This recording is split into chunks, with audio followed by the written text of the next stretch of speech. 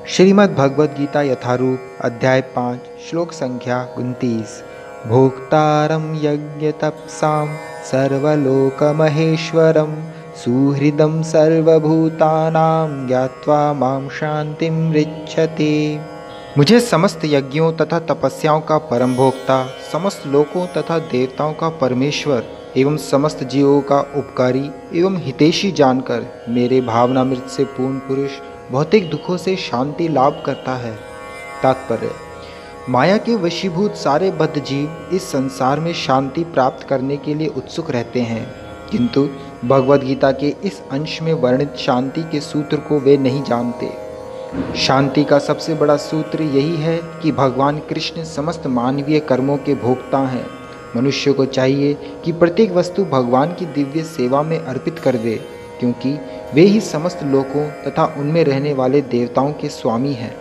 उनसे बड़ा कोई नहीं है। वे बड़े से बड़े देवता शिव तथा ब्रह्मा से भी महान हैं।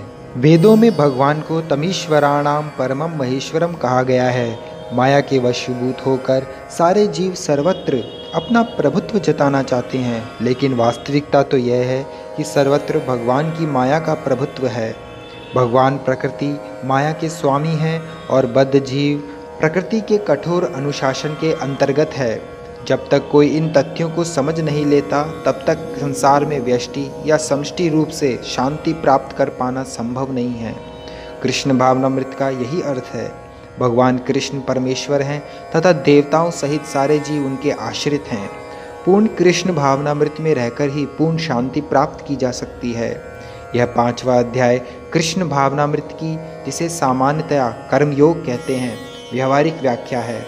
यहाँ पर इस प्रश्न का उत्तर दिया गया है कि कर्मयोग से मुक्ति किस तरह प्राप्त होती है।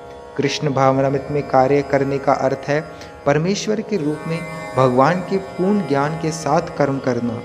ऐसा कर्म दिव्य ज्ञान से भिन्न नहीं होता। प्रत्यक्ष कृष्ण भावनामृत भक्ति योग है और ज्ञान योग वह पथ है जिससे भक्ति योग प्राप्त किया जाता है। कृष्ण भावनामृत का अर्थ है परमेश्वर के साथ अपने संबंध का पूर्ण ज्ञान प्राप्त करके कर्म करना, और इस चेतना की पूर्णता का अर्थ है कृष्ण या श्री भगवान का पूर्ण ज्ञान।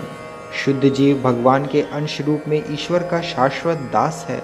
वह माया पर प्रभुत्व जताने की इच्छा से ही माया के संपर्क में आता है और यही उसके कष्टों का मूल कारण है।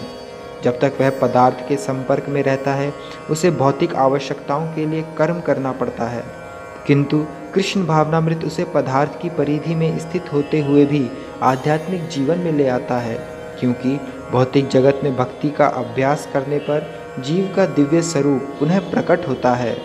जो मनुष्य जितना ही प्रगत है, वह उतना ही पदार्थ के बंधन से मुक्त रहता है। भगवान किसी का पक्षपात नहीं करते।